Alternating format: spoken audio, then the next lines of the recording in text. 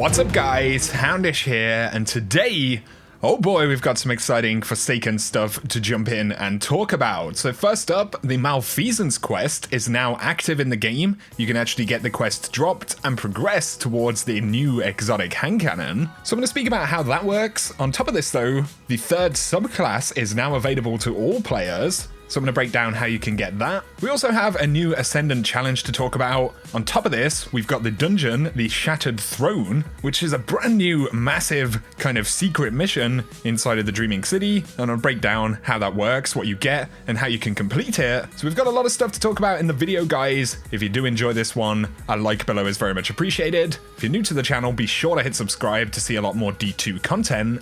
But for now, let's jump straight into it.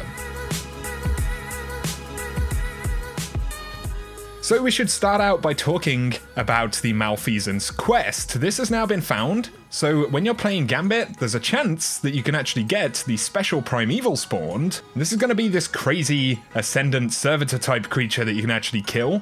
If you successfully defeat that Primeval in Gambit, this footage comes from Who Dey Matt on YouTube, but you will get an item called the Seething Heart if you manage to find this Primeval, and this will be the beginning of the Malfeasance quest. Now, to actually get it dropped is pure RNG. Obviously, you need to get the boss spawn. Nobody knows of any special triggers, any ways to improve the amount of times that the boss will actually spawn in. It is completely RNG, but you're going to have to farm away at Gambit for the Primeval you can see on screen right here. And once you've got this item, you can progress by killing taken bosses. I can't break down any more of the steps right now because folks are currently working on them, but if Malfeasance is what you want, then definitely jump into Gambit right now and you can start the process of unlocking it. And good luck with that RNG, by the way. Next though, the third subclass is now available to all players, and to get this, basically all you need to do is complete the offering to the Oracle bounty for this week. So when you get the item and turn it in to the Oracle,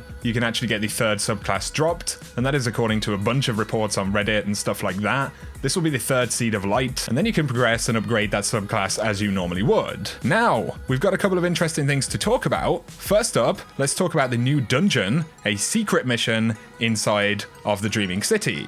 So you'll have to come to the Confluence, the area underneath the Blind Well. I will run a guide to this location in just a moment. But once you get here, you'll actually find Sadia hanging out, and you can approach her. This mission won't be visible on the map or anything, so it is pretty secretive, and you can start the Shattered Throne dungeon. Now, this is going to be a pretty difficult mission. I'll run some additional gameplay of this at the end, but it does scale up to 590 power. So the final boss is 590. Very difficult to kill, but you basically go through the mission, kill ads and everything. You'll need to kill these labyrinth architects, and you'll come to an area. You'll actually be shown some symbols. So you'll see the first symbol as you move through the first area inside of the mission, and this will indicate a symbol that you actually have to find. So we've got two fish going kind of around in a circle infinitely, and you'll need to find one of the round rooms that has the same symbol, clear it, kill all the enemies, and then it will show another symbol, and you basically repeat this process, finding the rooms with the symbols in, clearing out all of the ads, and then you'll be able to progress to the next stage. Now you'll carry on through, there'll be some jumping puzzles and things like that.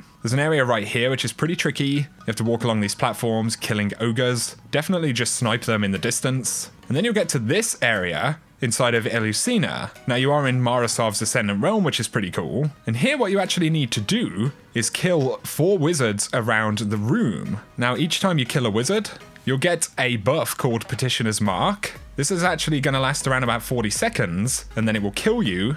So what you need to do is actually stack it up to 4 by killing 4 of the wizards really quickly. So you've got around about 45 seconds per wizard. You get the buff again. Once you've got 4 stacks of this, one of your teammates, whoever has 4 stacks, if you die, you will lose a stack, but whoever has 4 stacks can actually slam one of the plates, these kind of blue round icons around the ogre, and that will give you a small window to do damage, and you basically repeat the process, getting 4 stacks, slamming it onto the plate until you can take the ogre down. Now you'll actually get some loot dropped as you do this, so some of the Dreaming City gear, but where you're going to come to next is super interesting because you actually get to meet Ido. Now Ido was the owner of the Wish Ender bow, so we were super hopeful that this was actually going to be the beginning of the Wish Ender quest, but when you get here, you'll actually hand in the Balanced Awoken Talisman that we've had in our inventory for some while. Now I think this is probably going to be significant in that we've met Sher Ido, and I think honestly this is probably going to be something you need to do in order to later obtain Wish Ender. It just seems very likely because you have to identify yourself to Sher Ido with the statue built in Morosov's Ascendant realm. That will also take the Awoken Talisman out of your inventory, and so I would be pretty sure that this would be a qualifying element for Wish Ender, and maybe at some point in the future, or via some trigger inside of this mission, which is really huge, we might actually find the next kind of stage. But once you've met Sher Ido, there will be a step after this, so you just continue along, there's a kind of jumping puzzle, pretty self-explanatory stuff, and then you're going to meet Vorgoth in the dungeon itself. Now this is the really complicated encounter, 590 power like I said, so it's a pretty tanky one, definitely pretty difficult, it took us a while to do it, but basically you'll need to kill the knights in the room, and when you kill these, each one will drop a buff that allows you to do damage to dull Incaru, and this is the enemy inside of this dungeon. You will also get ads spawn into the room, and especially these will spawn when the boss does a kind of conjuring mechanic, and this stops you from damaging any of the knights, which means of course you can't do DPS to the boss, so when they're conjuring you'll actually find that there's a big crystal behind them. You'll need to destroy this, then you'll get more ads, and you'll be able to kill the knights. Now basically what you want to preferably do is take down 3 of the knights if you can, or more than one, so that you can actually get 2 of the damage buffs that you need to do damage to the boss. This is going to enable you to do a lot more damage. It is still going to be very difficult, especially if you're below, 580, even below 590, it's going to be pretty solid. But when you've got the damage buff to actually do damage to the boss, this will have a timer. So if you watch on this side of the screen while you've got that buff, the timer will tick down, and there will be a pool in the middle that you can actually use to cleanse.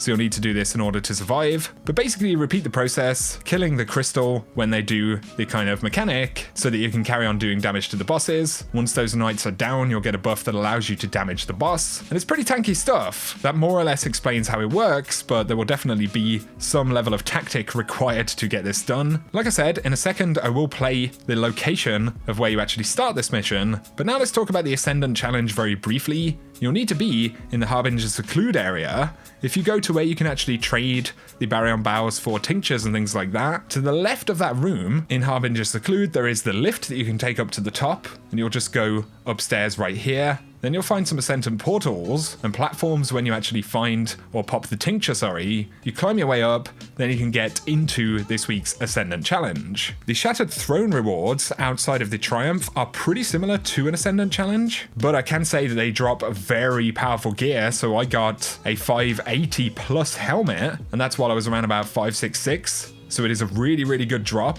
It'll be definitely better than what you can get in the Ascendant challenge. But for the Ascendant challenge itself, you go through the portal, and basically you need to clear all of the ads. Once that is done, a sword will spawn in the middle. There are 3 knights kind of guarding the sword. One player can pick the sword up and use it to damage the knights. So you take them out, and then you can move on to the next stage. And basically you're just following the orb of light that represents Toland, and that will guide you through the mission. It's pretty easy really. You kill the ads at the start, kill a few more ads along the jumping puzzle towards the end, then you get to the end where you'll find the chest, and that is pretty much it. And that is the Ascendant challenge for this week. Of course, it will help you complete your bounties, and it will get you some powerful loot. But the Shattered Throne dungeon in particular, that is basically the drop for it, is something very, very powerful. That 580 plus helmet that I was talking about, presumably this will also be linked to Wish Ender at some point, or at least meeting Sher Ido in this mission I think is going to be a requirement to be able to progress, but that is loose speculation at the moment. So I'm going to run a clip showing the location of how you can actually get to the Shattered Throne dungeon starting area. This will allow you into the new secret mission this week. So I hope this has helped you guys out. I'll keep you posted on Malfeasance. If I can put a guide together for that, then I'll definitely try to. But if you've enjoyed this video, a like is very much appreciated below. If you're new to the channel, be sure to hit subscribe to see a lot more D2 content. For now though, whatever you guys get up to, I hope you have an awesome day.